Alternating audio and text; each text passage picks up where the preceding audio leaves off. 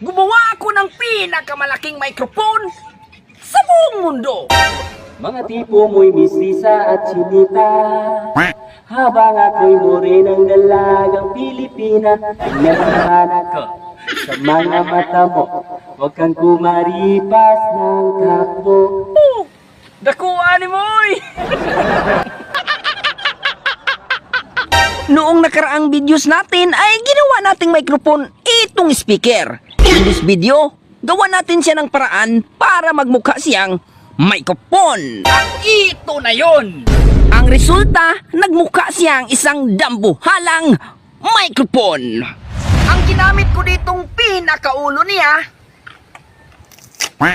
ay itong lagayan ng labahan sa aking asawa. Hey, babe! Poma, pare! Saan man na mo?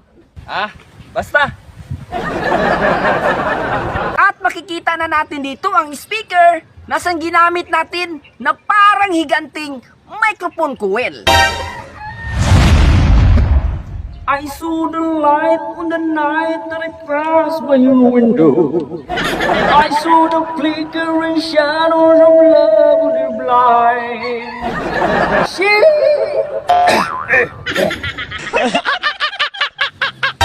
Bago ko ginawa ito, pinagmasdan ko muna itong maliit na microphone para magaya ko ang kanyang postura. At naisipan kong kumuha ng isang kawayan na aking bibiyakin para magkahugis siya na parang microphone. Pagkatapos kong mabiyak ay sinubukan kong ilagay ang speaker para ito'y magsilbi nating higanting microphone coil.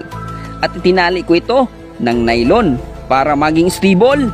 Sa tingin ko, kung meron lang tayong budget para sa ating mga content, ay mas gumanda pa itong ginawa natin. Kaya sa panonood ninyo ng aking mga videos at pag-share nito ay malaking tulong ito para sa susunod nating mga content. At tuwing nakikita kong magkasama na kayo, naiinis ako't nasisira ang araw ko. At di ko alam bakit pa nagkaganto. Sadyang masasaktan kahit di rin naman tayo. Ang puso ko